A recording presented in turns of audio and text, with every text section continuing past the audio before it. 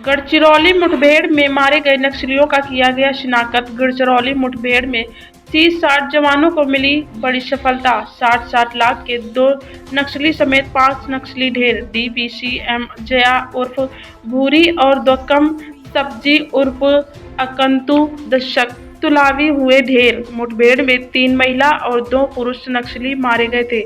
पखांजूर से सटा हुआ महाराष्ट्र बॉर्डर पर सक्रिय थे।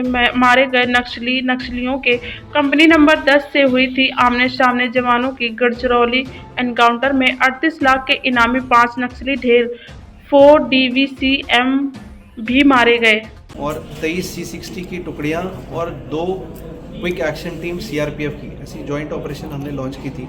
और इस ऑपरेशन को लॉन्च करके 25 किलोमीटर के पैदल प्रवास के बाद हमारे लोग जब कोपरसी जंगल परिसर में एरिया सर्च कर रहे थे तो उस समय माओवादियों ने अंधाधुंध गोलीबारी हमारे ऊपर शुरू कर दी।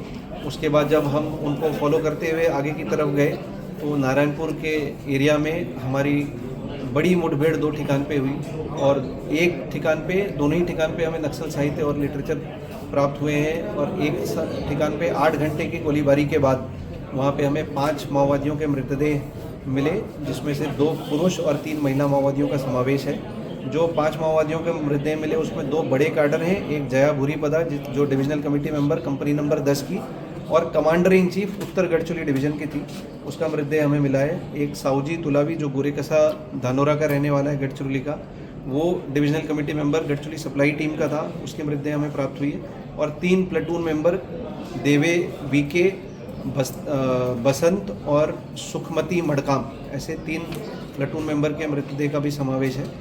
हमें इन 5 के हथियार भी मिले हैं और बड़ी मात्रा में एक्सप्लोजिव्स, दारूगोड़ा और नक्सल साहित्य भी हमने जब्त किया है, जिसमें पेन ड्राइव का भी समावेश है।